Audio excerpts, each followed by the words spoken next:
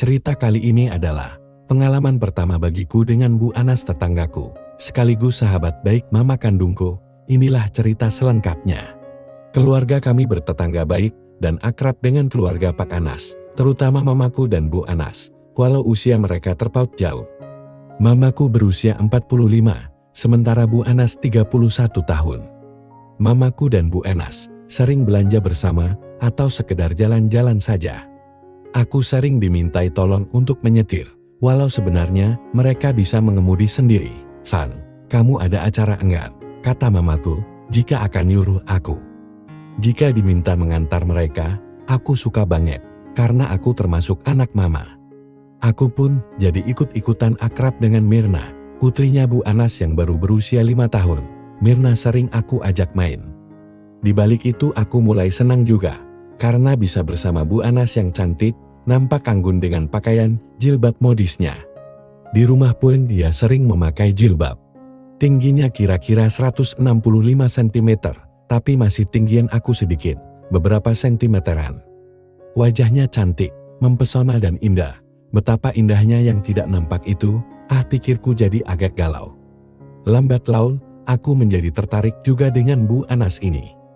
Gejala ini baru timbul 2 bulan terakhir ini. Kami berdua sering beradu pemdan dan saling melempar senyum. Entah senyum apa itu, aku kurang paham.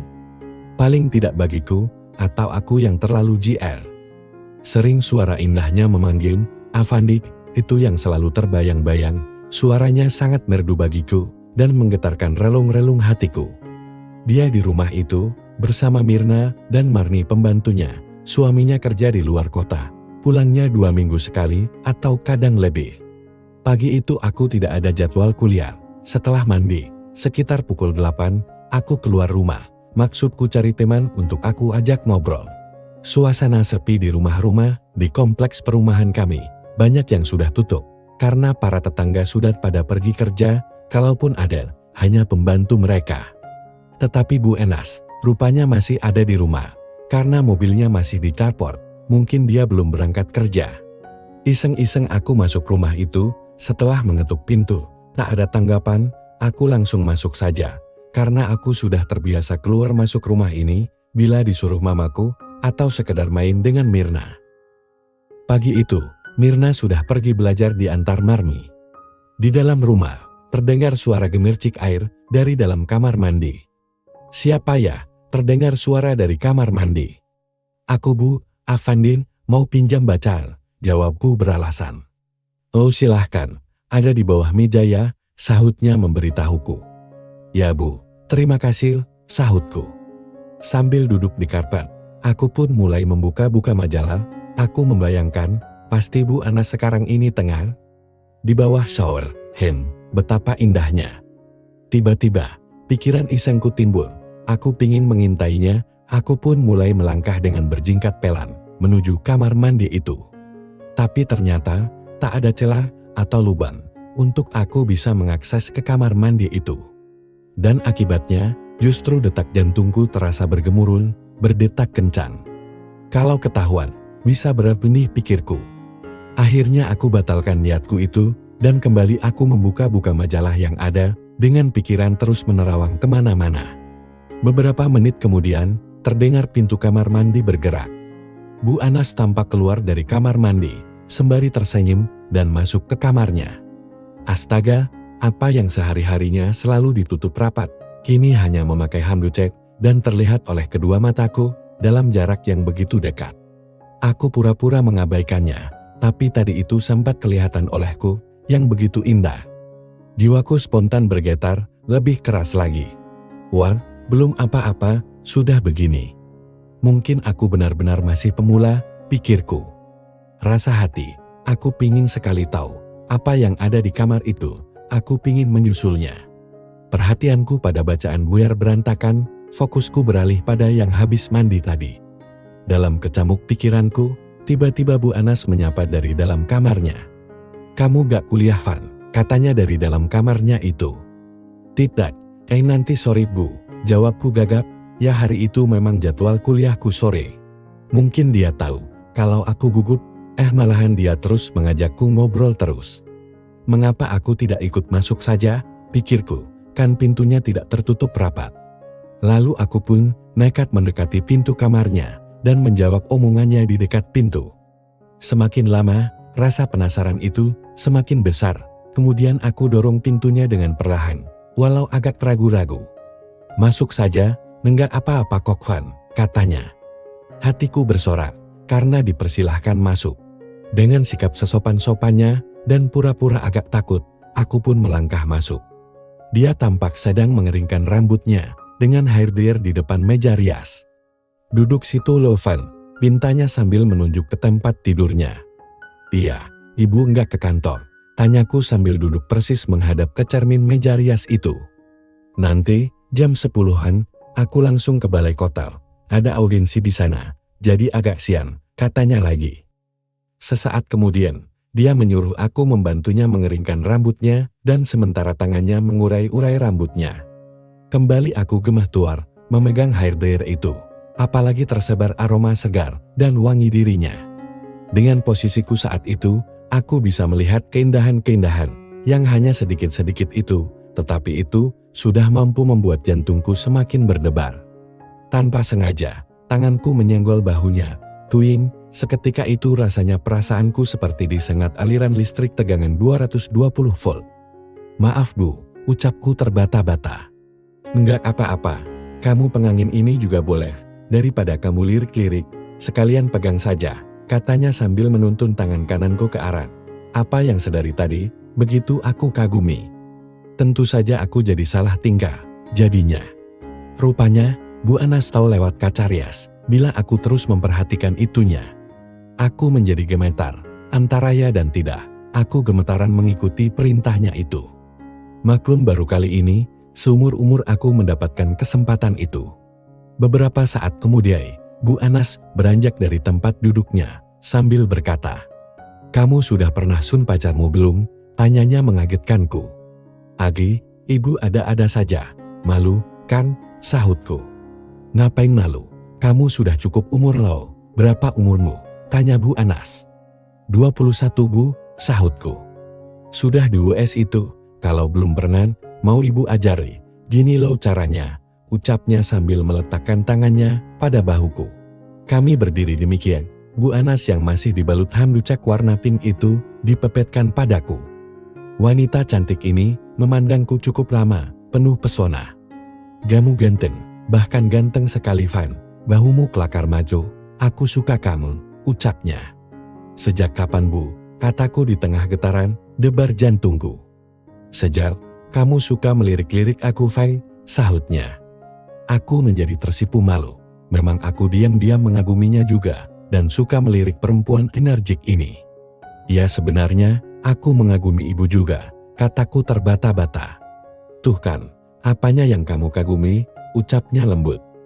"Ye, Bu Anas kan wanita karir, cantik lagi," kataku. "Klop ya," ucapnya sambil secepat jet, membuatku terbang. Aku pun mulai berani memberikan balasan atas apa yang diberikan oleh Bu Anas itu padaku. Karena serunya kegiatan kami itu, tanpa terasa hambucak itu lepas, tapi Bu Anas tidak memperdulikannya. Rasanya aku tidak percaya dengan kejadian yang aku alami pagi itu. Aku mencoba mencubit kulitku sendiri, dan ternyata sakit. Inilah kenyataannya, bukan mimpi. Bisa dibayangkan betapa seorang remaja laki-laki berhadapan langsung dengan perempuan cantik dalam keadaan seperti itu di depan mata.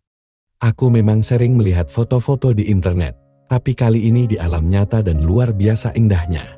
Perempuan mantan pramugari pesawat terbang ini terus memberikan pembelajaran yang belum pernah aku dapatkan mata kuliahnya selama di kampus.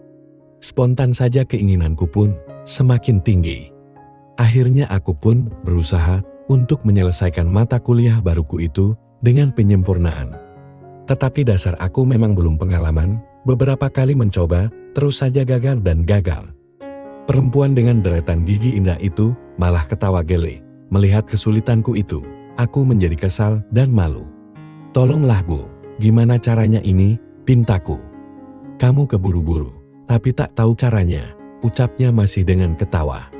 Kemudian Bu Anas meraihnya dan menuntunnya. Selanjutnya aku ikuti petunjuknya. Dan seketika itu pula lah, Aku seolah-olah memasuki suatu tempat yang begitu mempesona, nyaman, dan menakjubkan.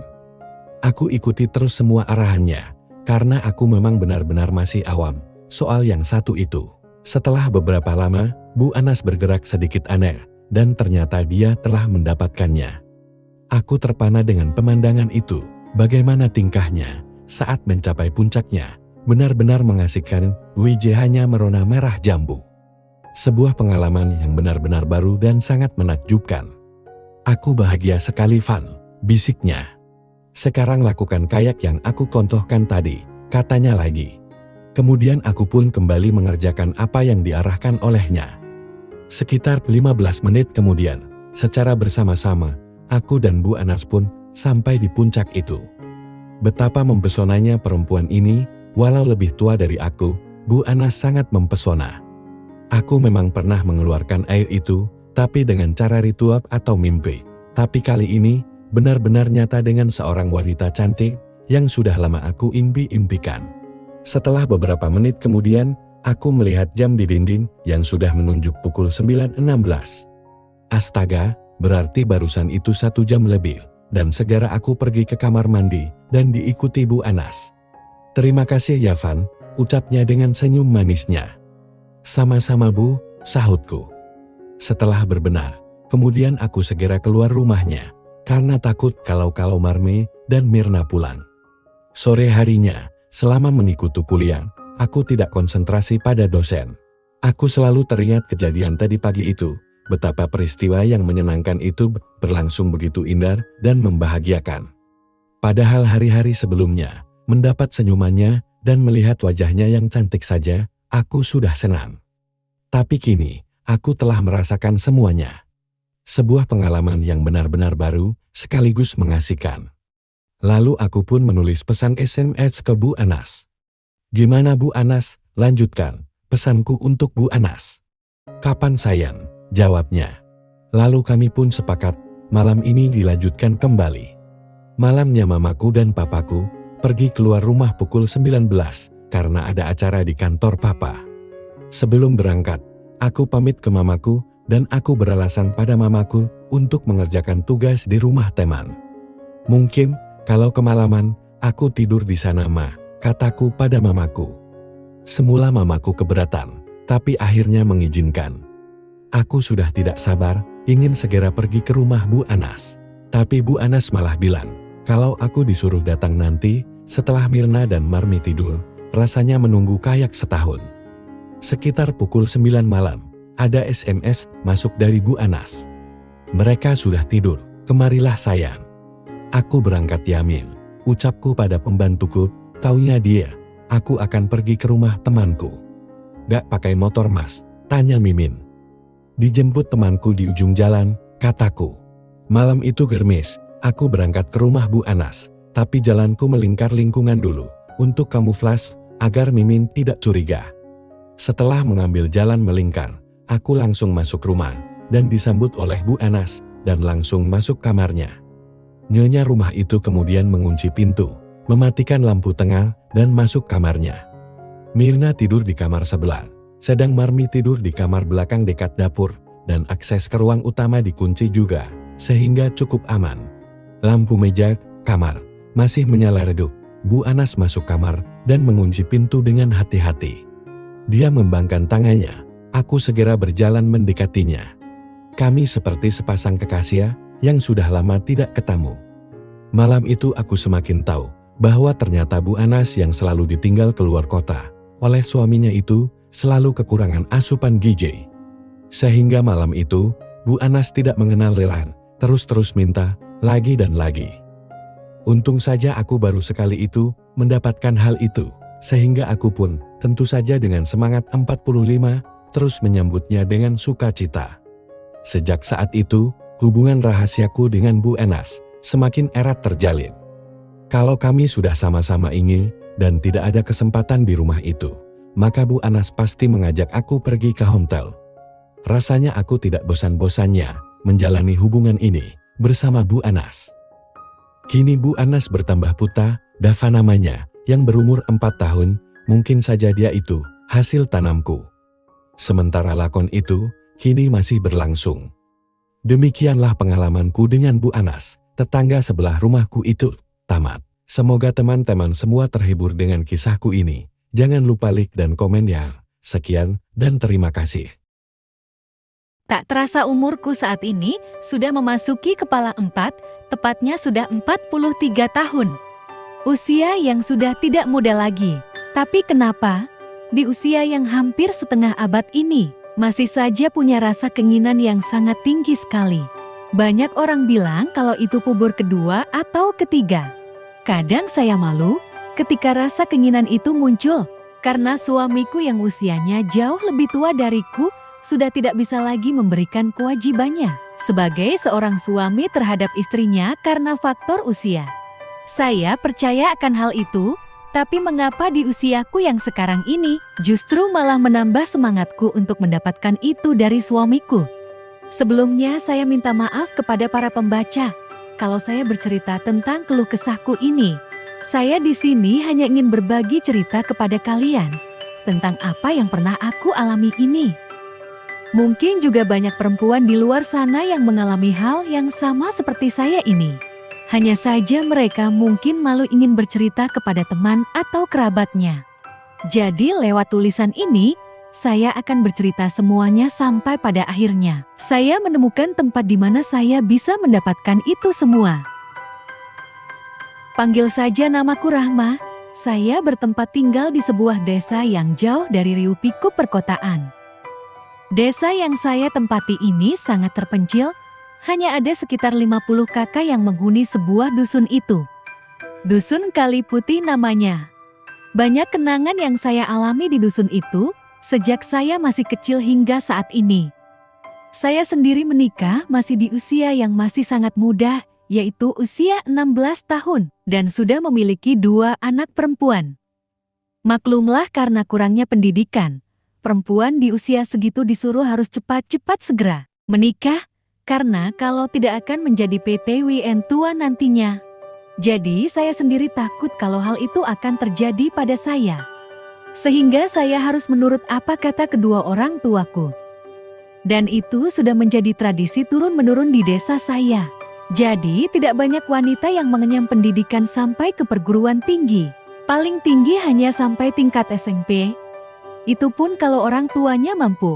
Kalau yang tidak mampu, mereka hanya sampai sekolah dasar saja. Itu hanya sekilas cerita tentang desa saya. Singkat cerita, kembali ke permasalahan yang saya alami. Jadi inilah awal mula yang menyebabkan saya mengalami putar kedua setelah putri pertamaku menikah. Dan saat itu ia masih ikut bersamaku karena belum memiliki rumah sendiri. Menantuku sendirilah yang memberikan dan mewujudkan semua impianku. Semenjak suamiku sudah tidak bisa lagi memberikan kewajibannya kepada istrinya. Malam itu malam pertama bagi putriku dan suaminya. Sekitar jam 00:05 saya terjaga dari tidurku. Karena ingin demikian air kecil, lalu kemudian saya keluar kamar hendak pergi ke belakang. Dengan perlahan saya berjalan dan masih sempoyongan, karena mata juga masih sangat ngantuk sekali. Saya berjalan melewati kamar putriku. Secara tak sengaja saya mendengar suara berbisik lirih dari kamar putriku. Dan aku pun berhenti sejenak di depan pintu untuk mendengar lebih jelas lagi. "Mas, hijab terus mas." "Wenak banget," kata-kata itu yang terdengar di telingaku malam itu. Saya hanya tersenyum dan membungkam mulutku dengan telapak tanganku. Kemudian saya melanjutkan berjalan ke belakang, saat di belakang saya tiba-tiba membayangkan sendiri tentang apa yang mereka lakukan. Sepertinya wenak banget mereka ya bisa melakukan hal itu, gumamku di saat saya demikian air kecil. Tiba-tiba saja seperti terjadi keanehan dalam diri saya, seperti ingin seperti mereka. Saya mulai gelisah malam itu, dan entah dari mana inisiatif itu datang di pikiranku untuk melakukannya secara mandiri. Lalu saya pun pelan-pelan mencobanya sendiri dengan alat seadanya. Jamri temah pun mulai saya gunakan untuk itu. Jiwaku seakan meronta karena sudah sangat lama saya tak mendapatkan hak saya sebagai istri. Hingga saya seperti ini. Meski dengan seperti itu, saya sangat lega karena saya sudah bisa merasakan dan mendapatkannya. Meski dengan cara seperti itu, jujur ini baru pertama kalinya saya lakukan dan itu datang secara tiba-tiba, tidak pernah saya rencanakan. Cuman saya hanya dapat informasi dari sebuah artikel di internet membahas tentang tindakan seperti itu. Namun saya nggak pernah percaya sama tulisan artikel itu. Memang gimana rasanya kalau harus dilakukannya secara mandiri? Tanyaku dalam hati. Menurutku ya aneh aja kalau seperti itu. Namun saya juga punya rasa penasaran yang pada akhirnya saya mencobanya sendiri malam itu. Dan hasilnya pun hampir sama, tidak ada bedanya, mungkin bedanya hanya didapat dari pasangan kita. Dan yang satunya didapat dari kita sendiri yang timbul dari pikiran yang membayangkan sesuatu hal. Tapi jujur saya baru bisa berkomentar setelah apa yang saya coba itu ternyata juga mantap rasanya. Setelah itu saya pun tersenyum-senyum sendiri. Kok bisa ya saya seperti ini? Gumamku dalam hati. Ini semua karena suami, kalau enggak, ya enggak mungkin saya lakukan itu sendiri, ucapku di dalam hati. Dan saya langsung kembali ke kamar untuk melanjutkan mimpi. Keesokan harinya setelah bangun saya sudah mendapati putriku dan menantuku sudah terlihat segar. Dengan rambut mereka yang masih basah dan wajah yang sangat ceria. Ceria banget ya pengantin baru ini, celutuku untuk candain mereka berdua. Apa sih mama ini? Kayak belum pernah saja, jawab putriku sedangkan menantuku hanya tersenyum saja. Iya kan mama hanya bercanda gitu aja sewot, timpalku.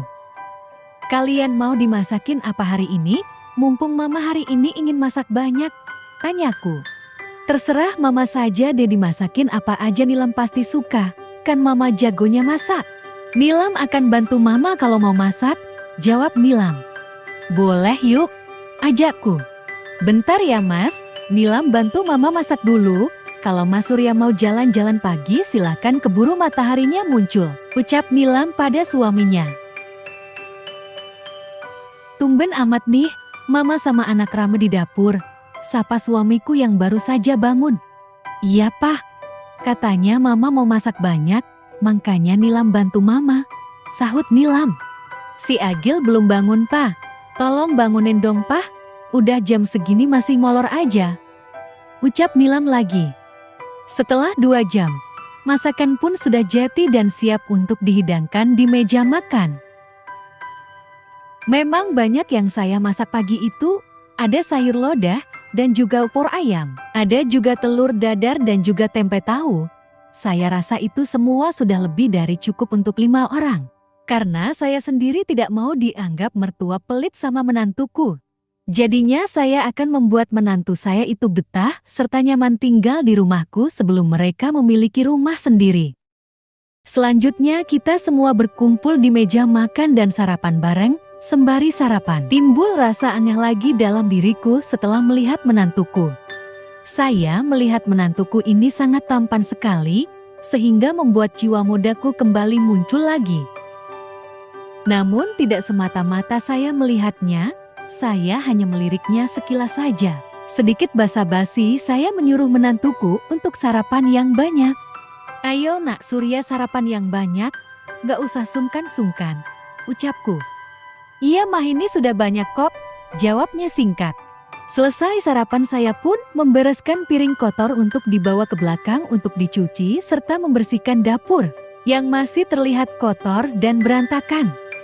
Pendek cerita lama-lama perasaanku terhadap menantuku itu makin tumbuh dikit demi sedikit.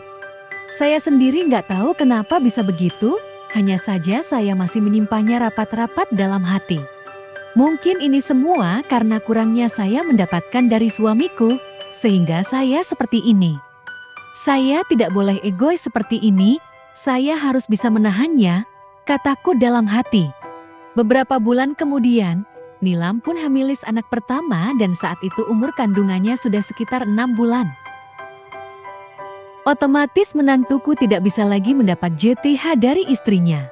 Dan pada suatu malam ketika suami sudah tidur, dan malam itu hanya tinggal saya sama Nilam di ruang keluarga lagi menonton TV. Sedangkan Surya menantuku lagi di kamarnya. Mah, Nilam sudah ngantuk, Nilam ke kamar dulu ya. Ucap Nilam seraya berjalan ke kamarnya. Ya sayang, lagian suamimu sudah nunggu dari tadi tuh, kataku. Namun ketika Nilam mau masuk kamarnya, Nilam berteriak kepada suaminya sembari berkata, "Mas, kamu apaan sih? Kamu melakukannya secara mandiri lagi ya? Sudah aku bilang Mas Surya jangan lakukan itu lagi. Mas itu harus sabar dan harus kuat menahannya, tidak malah seperti ini. Bikin aku infil saja. Minggir sana, malam ini Mas Surya harus tidur di luar. Aku nggak mau Mas Surya seperti itu lagi," kata Nilam sedikit kecewa. Saya pun mendengar dengan jelas apa yang diucapkan Nilam kepada suaminya itu. Saya pun pura-pura masuk kamar sebelum Surya keluar dari kamarnya. Saya mencoba memejamkan kedua mataku namun tidak bisa, hingga akhirnya saya keluar kamar untuk mengambil air minum. Sebelum saya berjalan ke dapur, saya mendengar Surya lagi mengeluarkan suara aneh dari ruang keluarga. Saya pun berinisiatif untuk menengoknya. Ketika saya menengoknya, menantuku itu sedang melanjutkan kegiatannya tadi yang sempat terhenti karena ketahuan sama Nilam. Dan menang hanya secara mandirilah Surya bisa mendapatkan apa yang ia inginkan. Karena pada saat itu gak mungkin ia mendapatkan dari Nilam. Kemudian saya tidak jeti ke dapur melainkan menghampiri Surya. Dengan tujuan saya ingin membantunya karena saya kasihan melihatnya seperti itu. "Surya," tegurku. "Mama," dia kaget ketika melihat saya datang. Seketika ia langsung merapikan semuanya. "Mama tahu kok kalau kamu tidak bisa menahannya. Tapi kamu juga harus tahu kalau istrimu lagi hemilis, jadi kamu harus bersabar," kataku. "Ita mah, maaf karena aku sudah gak kuat tadi. Makanya Surya terpaksa melakukannya secara mandiri," kata Surya. "Apa kamu mau mama bantu tapi dengan ini saja?" Sembari kutunjukkan alat bantu untuknya. "Apa kamu bersedia nak Surya?" tanyaku. Entah kenapa saya berani sekali menawarkan bantuan kepada Surya menantuku. Mungkin memang ini yang saya harapkan darinya, agar saya juga bisa mendapatkan apa yang selama ini cuma bisa jadi bayang-bayang dalam hidupku. "Mama yakin ingin membantu Surya?" tanyanya. "Apa mama kelihatan bohong?" timpalku. "Ya udah kalau gitu Surya mau mah." Malam itu pun saya langsung membantu menantuku dengan hati yang sangat bahagia. Hanya dengan genggaman tangan, menantuku sudah seperti ular kepanasan. Saya berusaha membuat menantuku itu mendapatkan semuanya meski hanya sebatas itu. Tapi lama-kelamaan saya sendiri yang tidak bisa membendung keinginanku sendiri. Setelah semua selesai dan Surya sudah mendapatkan apa yang dia mau, justru Surya malah sebaliknya ingin membantuku juga. Saya sempat mau menolaknya, tapi Surya dengan penuh semangat ia berhasil membuat diriku tak mampu bergerak. Dan hingga akhirnya saya pun pasrah menerima bantuan dari menantuku. "Mama juga menginginkan ini semua kan?" tanya Surya. Saya hanya bisa menganggukkan kepala saja. Dengan semangatnya yang tinggi, Surya bisa membuatku melayang di angkasa. Jujur selama ini memang ini yang saya harapkan darinya. "Santai saja nak Surya. Mama ingin malam ini jadi malam yang panjang untuk kita. Mumpung ada kesempatan kita harus memanfaatkannya dengan baik." "Baik Ma. Pokoknya malam ini Surya akan bantu Mama sampai selesai," kata Surya sembari melaksanakan kegiatan itu. "Coba Mama sekarang yang di demikian. Biar Mama tahu rasanya hidup di demikian." Lalu kemudian saya mengikuti saran darinya. Dan memang benar apa yang disarankan menantuku itu bisa membuatku lebih merasa nyaman dan mendapatkan yang lebih dari sebelumnya. Hingga 3 jam lamanya kami melakukan kegiatan sakral itu hingga selesai. "Makasih ya nak sudah bantu Mama malam ini. Mama tidur dulu ya." "Iya Ma, sama-sama. Lain kali kita bisa melakukannya lagi kan Ma?" tanya Surya. "Ya kita lihat dulu situasi dan kondisinya Surya. Kita tidak boleh gerusa-gerusu, nanti bisa ketahuan sama istrimu dan papamu," kataku. "Oke deh Mama sayang," timpal Surya. Kemudian saya meninggalkannya sendirian di ruang keluarga. Keesokan harinya, seperti biasanya saya beraktivitas di dapur membuatkan makan pagi untuk keluarga. Tak lama Nilam menyusulku. "Masak apa sih, Ma?" tanya Nilam. "Ini Mama masak sayur bobo bayam kesukaanmu dan sambal terasi. Lapnya tempe. Kamu suka kan sayang?" jawabku. "Suka dong, Ma. Apapun yang Mama masak Nilam pasti suka," katanya. "Lah suamimu mana? Gak kamu bangunin nanti kesiangan lo berangkat kerjanya?" tanyaku. Nilam masih sebel mas sama dia. Karena semalam Mas Surya sudah bikin Nilam kecewa, jelas Nilam. "Ada apa Zo? Mbak boleh kayak gitu sama suami?" kataku pura-pura gak tahu apa yang sudah terjadi pada mereka berdua. Sudah, Nilam gak mau membahasnya lagi. Nilam mau jalan-jalan di depan saja. Setelah itu saya melanjutkan aktivitasku yaitu memasak. Tiba-tiba Surya datang dan berada tepat di belakangku. "Pagi Mama," sembari tangannya demikian di tempat itu. "Surya kamu tuh ya kalau ada yang lihat gimana? Jangan seperti itu lain kali. Kita harus bisa jaga rahasia ini. Udah sana kamu mandi dulu nanti telat loh," kataku. "Aman kok Ma, Nilam lagi di depan tuh sama Papa." "Ya udah Surya mau mandi dulu ya Ma." Entah kenapa, saya kok merasa bahagia setelah mendapatkan itu darinya. Sebenarnya hal ini gak boleh terjadi karena ia adalah menantuku. Saya sudah menjadi orang yang sangat egois, tidak pernah memikirkan perasaan orang, apalagi itu putriku sendiri. Yang tadi niat saya hanya ingin membantu menantuku, kini malah sebaliknya. Menantukulah yang selalu minta bantuan itu, sehingga kita keterusan setiap ada kesempatan. Dan dimanapun kita bisa melakukannya ketika kesempatan itu ada. Inilah yang paling seru lagi, ketika suamiku dan Nilam serta adiknya pergi keluar rumah, dan di rumah hanya ada saya dan Surya. Waktu itu saya lagi beres-beres dan bersihin kamar. Tiba-tiba menantuku datang menghampiriku dan demikian dari belakang. "Mama, Surya ingin demikian lagi, mumpung rumah lagi sepi," ucap Surya. "Jangan sekarang Surya, nanti kalau mereka tiba-tiba datang gimana?" tanyaku.